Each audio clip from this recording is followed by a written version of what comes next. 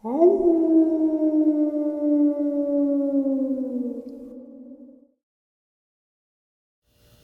greetings and salutations, everyone. How about a middle of the night bonus? Before we get into it, a couple links.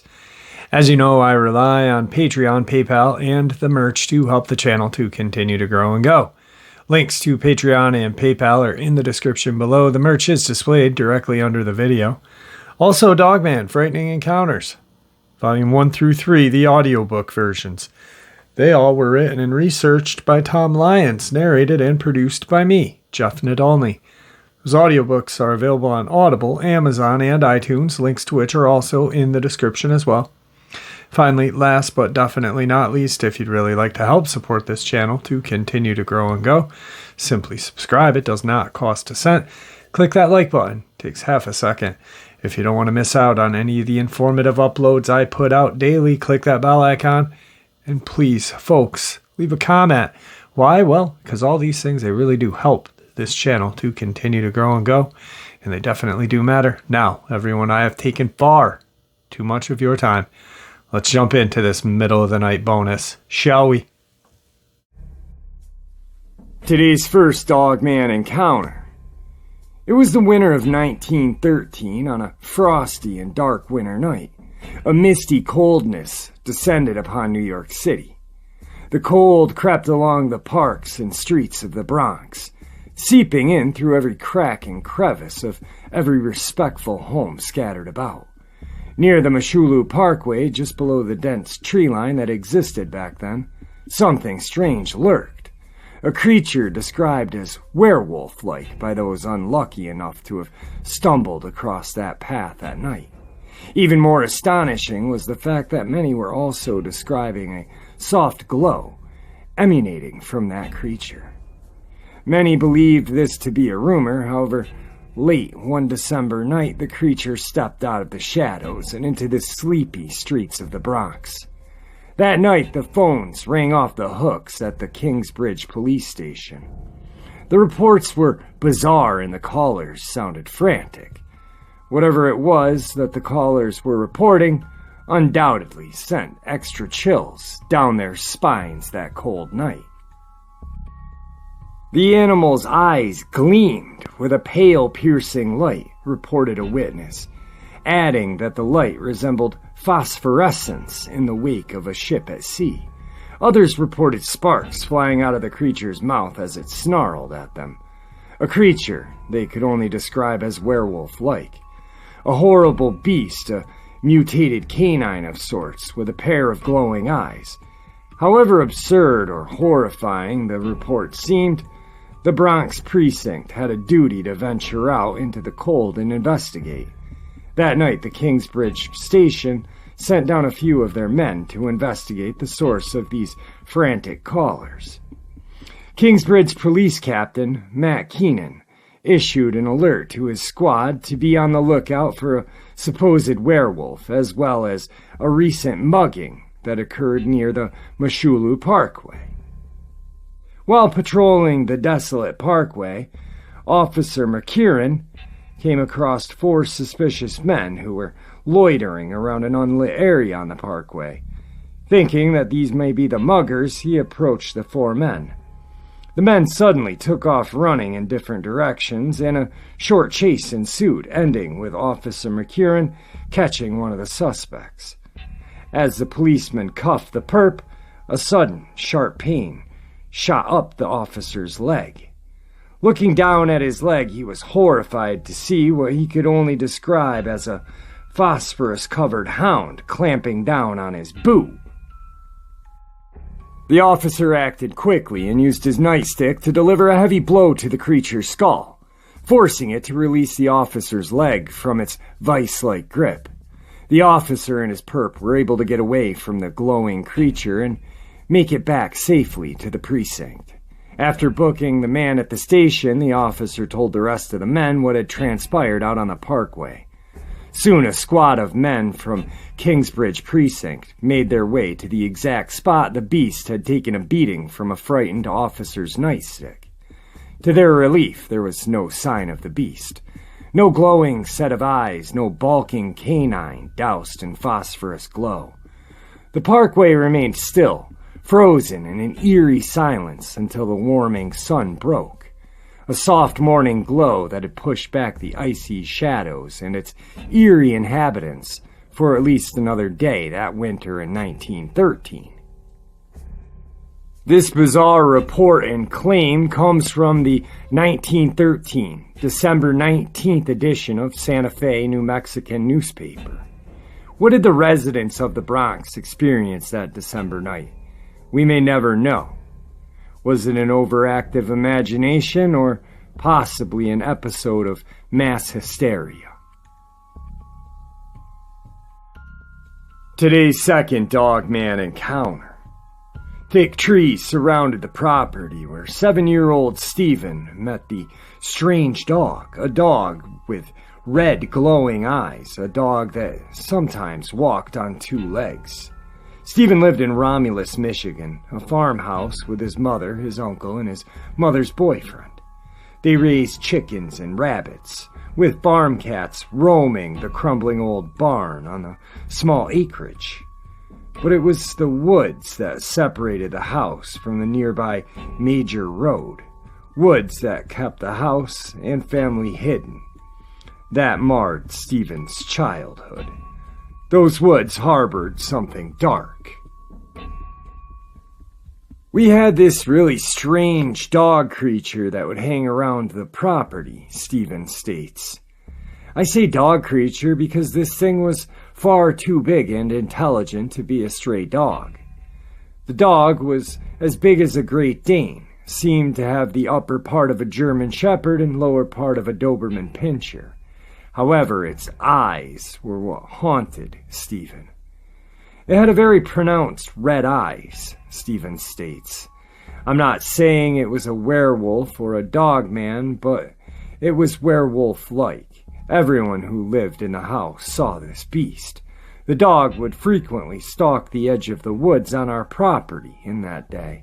Stephen states it seemed to have no fear. My uncle would yell at it and throw things towards it and try to scare it off, but it would simply rear up on its hind legs like a ram and charge at him a short distance.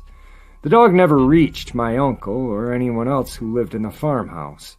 However, it did reach other things on the farm. We would frequently find dead chickens or rabbits after thunderstorms. We knew it was the dog thing because it would leave huge paw prints in the mud and claw marks on the window ledges. The thing eventually turned its attention to our house. Sometimes we would find the screens ripped from our screen doors and windows. It would never outright attack us, but it did seem to enjoy taunting us and harassing us. The taunting quickly became dangerous when the dog spoke. One summer night, my mom had left the window open in my bedroom to cool off the room so I could sleep, Stephen states. She was on her way to the bathroom and went by my room and heard me talking to someone. Stopping at her son's door well after his bedtime, she thought he was playing. She opened the bedroom door and turned the lights on and saw the dog. When she opened the door, she saw me standing in my bed, and I apparently had wet my PJs. I was talking towards the window. I wasn't screaming or freaking out, but seemed to be transfixed and talking in a low voice towards the window. Stephen didn't notice his mother, nor did he notice the tungsten light that suddenly poured the yellow glow throughout the bedroom. His focus was on what was at the window. When she looked towards the window, the dog had its 2 front paws pushed through the screen and was looking through the window at us and making a low growl, Stephen states. Its eyes glared red. Stephen's mother threw a beer bottle she had carried at the beast's face. Startled, it backed out of the window. She slammed the window shut and closed the blinds. The dog's thing's presence, however, was not gone. My mom told me that for about a week or so after that I'd acted very strange, like the way a kid acts in a movie, The Shining. I would say things like, "We don't want you here," "Our ghosts are food," or "God thinks you're bad." The house cats would run terrified when Stephen entered the room for the time of madness. That wasn't the only thing wrong. For some reason, I would take sewing needles or anything sharp I could find and prick my fingers till they would bleed, and then finger paint all over the walls with blood, he states.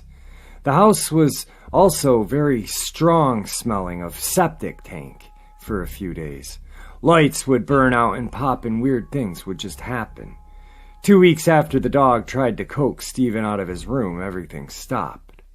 My uncle was out back working on his truck when he saw the dog at the edge of the woods, making its way towards the rabbit pen. At this point, he was tired of dealing with it and went into the house and grabbed his gun. Apparently, he fired at it and hit it. The dog turned and ran into the woods, and we didn't see it anymore after that. Everything seemed to clear up. But the dog thing will be with him forever. I always recall its eyes, Stephen, now 40, states. You could see its eyes out in the woods sometimes at night. I have bad dreams about it from time to time. Today's third encounter. When I was a boy, my mother and I lived with my grandfather, who had a farmhouse in a rural location in southwestern Pennsylvania. My grandfather was a handyman who also worked a small blacksmith shop in his old barn. My grandmother had died before I was born, and my father had also passed away while serving overseas in the military. Beginning in the summer of 1946, we noticed strange howling sounds coming from the woods that surrounded the property. The activity came at night and was very frightening when the howling came close. The sounds didn't seem to bother my grandfather, though. My mother and I were shaken when it would begin. The sounds continued off and on for about a year, but we never noticed any animals. My grandfather and I would hunt for deer and squirrel in the woods during the cooler months, but we never saw signs of any unusual animal activity. One late afternoon in the spring of 1947, I was helping my grandfather in his shop when I noticed something moving around the edge of the woods, near an area where my grandfather had a few junk cars and other items. It was about 200 feet from our location, but I clearly noticed someone or something moving around. I told my grandfather to look, and he walked to the door, lit his pipe, and said nothing. After a minute or two, he turned around and got back to his work. About that time, this thing moved into the woods and disappeared. I couldn't judge how big it was, but it sort of reminded me of a magazine picture I had seen of a large ape that was said to inhabit the Asian jungles. Later that evening, I told my mother what I had seen, and she was shocked because she knew I wouldn't lie to her and that the howling sounds had been closer lately. I also told her that my grandfather's response when I pointed out the creature to him. She immediately stood up and walked into the sitting room in order to ask my grandfather what it was. He started to shake his head slowly and said that he was hoping that we would see it because he was worried we would be scared and leave him. After assuring him that we would never leave him, my mother again insisted that he tell us what this creature was. He looked away and took a deep breath and said it was a dark walker, and said that it had lived in the woods for many years. He said the native Indians called it a stone spirit, and they thought it was an evil spirit who would appear when someone was about to die. The last time he had seen a dark walker was the night before my grandmother had passed. My mother was skeptical of the harbinger of death angle, but she sensed that there was something unnatural nearby. The howling continued each night, though we hadn't seen any signs of the dark walker. One warm evening, we were sitting on the back porch. There were a few howls, but it seemed like the sounds were further away. We were listening to the radio when all at once my grandfather stood up and looked out towards the barn. He turned to me and said, "Go and get my pistol and ammo and hurry now." I ran into the sitting room and grabbed the .455 Webley revolver and a handful of bullets from the old steamer trunk. I handed it to him and watched him load the gun. He then picked up a hatchet and slid it into his pant belt. Now, both of you get into the house. We were in the kitchen looking through the screen door and watching my grandfather walk slowly towards the barn. We saw him turn and walk out of sight into the dark. I decided to grab my shotgun and keep it nearby. After a minute or so, we heard 3 gunshots and a blood-curdling scream come from the woods near the barn. Then it suddenly stopped and it was completely quiet. We were frozen and wondering if we should go and look for my grandfather. A few seconds later, we heard him yell, "Stay in the house until I come back." I heard the pickup start, and I looked out towards the storage room window and saw my grandfather drive to the back of the barn and park. Several minutes later, he backed up and drove by the side of the house and out onto the road. I could see that there was something in the back covered with a tarp. It was getting late, so my mother told me to go to bed. The next morning, I came downstairs and sat beside my grandfather, who was reading the newspaper and drinking a cup of coffee. My mother was sitting at the other end of the table, staring at my grandfather. Not long later, she said, "Well, Dad, tell him." My grandfather put the paper down and looked at me. "I killed the Dark Walker." That's all he said. My mother told me not to tell anyone, and that the matter was closed. We never talked about it again after that. My grandfather lived another 15 years, and my mother stayed with him until his dying day.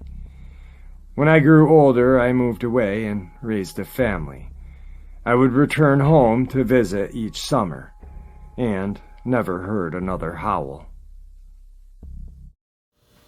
All right, folks, I hope you enjoyed this middle of the night bonus to help you end your night or begin your day. Guys, thank you for supporting this channel. Your support is what makes this channel special. It is nothing I do. With that, please stay safe, happy, healthy, and ever vigilant. God bless you all.